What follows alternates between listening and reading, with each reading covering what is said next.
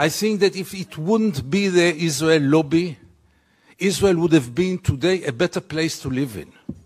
Israel would have been a more just place. If it wouldn't be the Israel lobby, the United States would have been a better place and a more democratic place.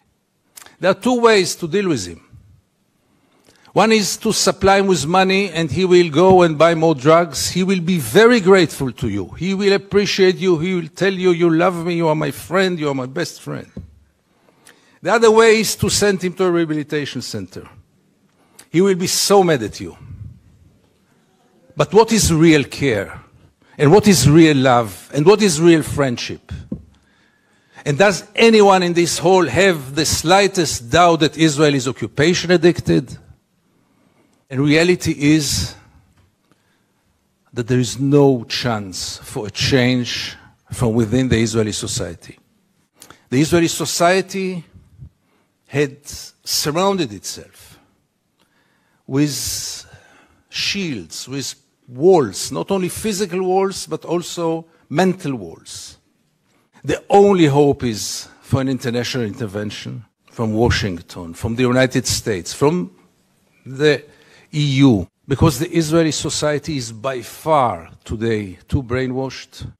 And Israel, let's face it, is a society which lives in denial, totally disconnected with reality. Would it be a private person? I would recommend either medications or hospitalization, because people who lose connection with reality might be very dangerous, either to themselves or to society. Three principles which enable us Israelis to live so easily with this brutal reality. A, most of the Israelis, if not all of them, deeply believe that we are the chosen people. And if we are the chosen people, we have the right to do whatever we want.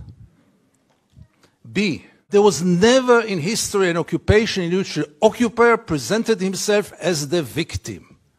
Not only the victim, the only victim around.